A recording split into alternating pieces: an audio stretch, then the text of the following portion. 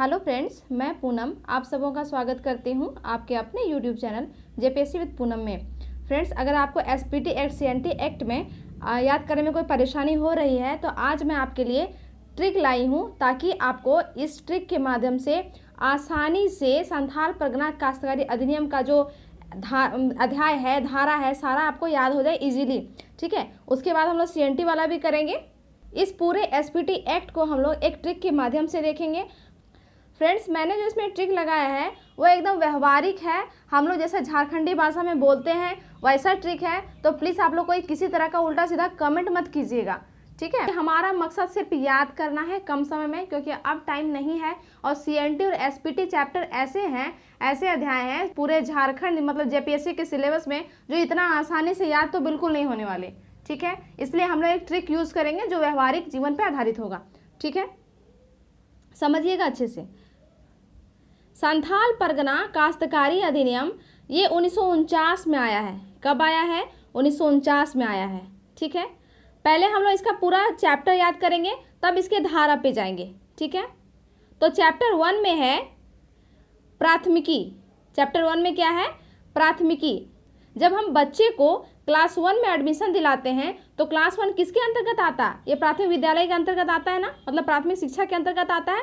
तो पहला अध्याय है प्राथमिकी, मतलब क्लास 1 जो है ये प्राथमिक शिक्षा पे है। और प्राथमिक शिक्षा से कोरिलेट कीजिएगा कि अध्याय 1 में क्या है? ये प्राथमिकी है। दूसरा अध्याय है ग्राम प्रमुख और मूल रैयत। दूसरे में है ग्राम प्रमुख और मूल रैयत। तो इसमें देखिए दो लोग हैं ना, एक ग्राम प्रमुख है, एक मूल रैयत है ना, दो लोग। तो इसमें हो जाएगा अध्याय 2 ग्राम प्रमुख और मूल रैयत। ग्राम प्रमुख उसको कहेंगे जो गांव का प्रधान आदमी है। ठीक है, और मूल रैयत कहेंगे किसान को। ठीक है, रैयत मतलब किसान होता है।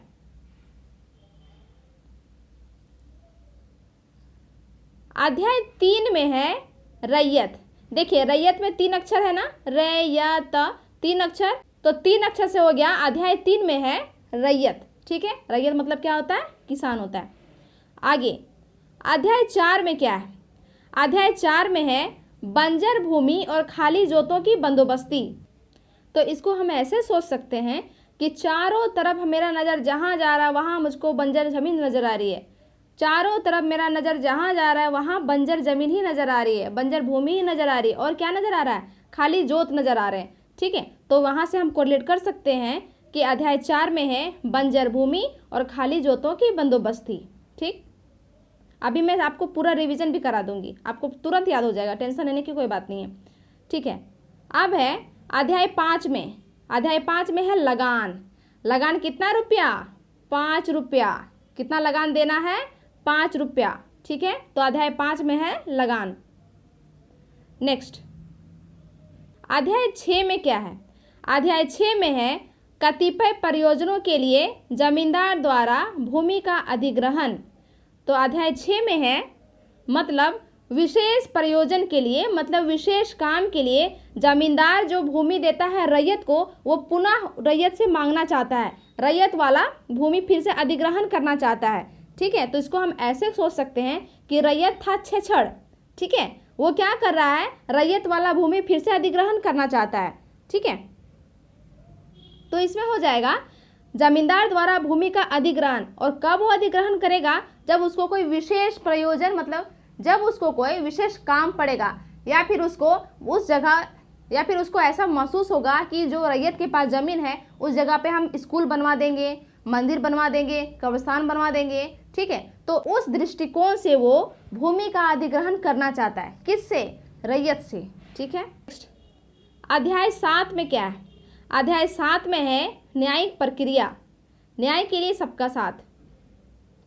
देखिए जब किसी को न्याय दिलाना होता है ना, तो जब तक हम लोग सब कोई साथ उनका ना दे, को न्याय चाहिए, तब उनको न्याय नहीं मिल सकता है। न्याय पाने के लिए सबका साथ होना बहुत ज़रूरी है। ठीक है, तो 7 से हो गया 7। ठीक है, तो अध्याय 7 में हो गया न्यायिक प्रक्रिया। न्याय पाने के लिए सबका साथ होना बहुत ज़रूरी है। ठीक, अध्याय 8 में क्या है? अध्याय 8 में है परिसीमा। सीमा किसी लड़की का नाम है, वो 8 साल की है। उम्र कितना है उसका? 8 साल। तो 8 साल की सीमा है परिसीमा। ठीक, अध्याय 9 में क्या है? अध्याय 9 में है विविध प्रावधान, जो उधर बच गया सबका यहीं पे मिला जुला के सारांश है विविध में। ठीक, एक बार चलिए फिर से रिवीजन करते हैं। संथाल परगना काश्तकारी अधिनियम आया है 1949 में। अध्याय 1 में है प्राथमिकी, क्लास 1 किसके अंतर्गत आता है? प्राथमिक शिक्षा के अंतर्गत आता है। ठीक है। अध्याय 2 में है ग्राम प्रमुख और मूल रैयत। ग्राम प्रमुख और मूल रैयत मिलके कितने आदमी? 2 आदमी। तो अध्याय 2 में है ग्राम प्रमुख और मूल रैयत। अध्याय 3 में है रैयत। रैयत कितने अक्षर का? 3 अक्षर का। तो अध्याय 3 में है रैयत के बारे में। ठीक है। अध्याय 4 में क्या है? अध्याय 4 में है बंजर भूमि और खाली जोतों की बंदोबस्ती। मतलब चारों तरफ जिधर नजर जा रहा है मेरा, उधर मुझको बंजर जमीन और खाली जोत ही नजर आ रहा है। ठीक है। तो अध्याय 4 में है बंजर भूमि और खाली जोतों की बंदोबस्ती। ठीक। अध्याय 5 में है लगान। लगान कितना रुपया? 5 रुपया। तो हो जाएगा वहां से 5 से अध्याय 5 में है लगान। अध्याय 6 में क्या है? अध्याय 6 में जमींदार था छेछड़, जो कतिपय प्रयोजन के लिए भूमि का अधिग्रहण करना चाहता था रैयत से। ठीक है। तो अध्याय 6 में क्या हो गया? जमींदार द्वारा भूमि का अधिग्रहण। ठीक है। अध्याय 7 में क्या है? साथ देना पड़ेगा किस चीज में? जब किसी को न्याय चाहिए होगा, तब जब तक उसका साथ नहीं देंगे उसको न्याय नहीं मिल सकेगा। ठीक है। तो अध्याय 7 में हो गया न्यायिक प्रक्रिया। ठीक है। अध्याय 8 में है सीमा। सीमा कितने साल की? 8 साल की। 8 साल की सीमा है। ठीक है। और अध्याय 9 में बच गया जो विविध प्रावधान, इसमें जो उधर बच गए, इसमें सारा टॉपिक मिला के एक मिसलेनियस टॉपिक दिया गया है, विविध प्रावधान। ये है अध्याय 9 में। चलिए हम लोग आते हैं चैप्टर पे। धारा को इजीली हम लोग ट्रिक से याद करते हैं। संथाल परगना काश्तकारी अधिनियम आया 1949 में। टोटल अध्याय है 9 और धारा है 72। ठीक है। कितना धारा? 72 धारा। कितना अध्याय? 9 अध्याय। आया है कब? 1949 में। ठीक है। इतना याद हो गया। अब चलिए हम लोग चैप्टर 1 में जाते हैं। चैप्टर 1 में जस्ट हम लोगों ने पढ़ा। ठीक है। 1 क्लास किस में आता है? प्राथमिक विद्यालय के अंतर्गत आता है। ठीक है। तो अध्याय 1 में है प्राथमिकी। अब देखते हैं धारा 1, अध्याय 1 का प्राथमिकी का धारा 1 क्या कहता है। धारा 1 में संक्षिप्त नाम है, प्रारंभ और प्रसार के बारे में थोड़ा सा डिटेल्स है। कहने का मतलब है ये जो एक्ट बना है, ठीक है, उसका नाम है संथाल परगना काश्तकारी अधिनियम 1949। ठीक है। ये उस तारीख को लागू होगा जो राज्य सरकार अधिसूचना द्वारा नियत करे। जब राज्य सरकार द्वारा नोटिफिकेशन जारी किया जाएगा, वो उस तारीख से लागू हो जाएगा। सीधी सी बात है। और ये लागू कहाँ होगा? तो ये मात्र संथाल परगना प्रमंडल में लागू होगा। और आपको पता है संथाल परगना प्रमंडल में कितने जिले आते हैं? टोटल 6 जिले आते हैं। कौन कौन से? दुमका, पाकुड़, साहेबगंज, गोड्डा, देवघर और जामताड़ा। फिर से दुमका, पाकुड़, साहेबगंज, गोड्डा, देवघर और जामताड़ा। ठीक है। ये है धारा 1, जिसके बारे में इतना हम लोग जाने। अब आते हैं धारा 2 में। धारा 2 में क्या कहता है? विधान के स्थानीय विस्तार, परिवर्तन के अधिकार या किसी क्षेत्र से वापसी। कहने का मतलब है कि यदि राज्य सरकार चाहे तो एसपीटी एक्ट संथाल परगना के सारे जिलों में लगा सकती है, और चाहे तो सारे जिले से हटा सकती है। ये कर सकती है।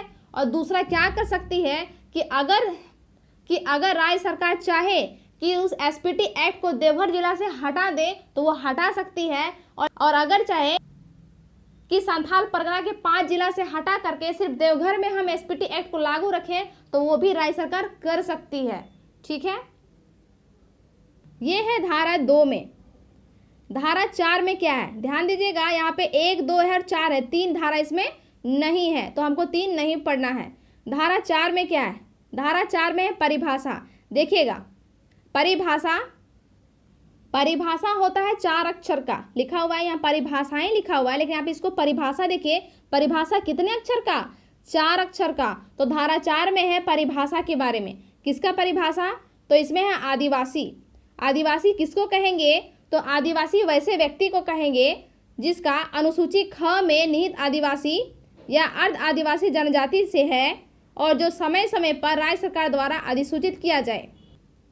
आदिवासी वैसे आदमी को कहेंगे, आदिवासी वैसे व्यक्ति को कहेंगे जिनका नाम अनुसूची ख में दर्ज है और वो जनजाति से हैं, उसको हम आदिवासी कहेंगे, और समय समय पर राज्य सरकार द्वारा अधिसूचित किया जाता हो, ठीक है, मतलब नोटिफाइड किया जाता हो, उसको आदिवासी कहेंगे। अब देखते हैं कृषि वर्ष किसको कहेंगे। तो जहाँ पे बंगला साल चलता है वहाँ पे कृषि वर्ष प्रारंभ होता है बैसाख से। जहाँ फसली साल चलता है वहाँ शुरू होता है आश्विन से। जहाँ पे कृषि प्रयोजन के लिए कोई अन्य वर्ष चलता है तो वहाँ पे उस वर्ष से माना जाता है उस कृषि वर्ष को, ठीक है। इसे एक बार देख लीजिए धारा 1 में क्या है।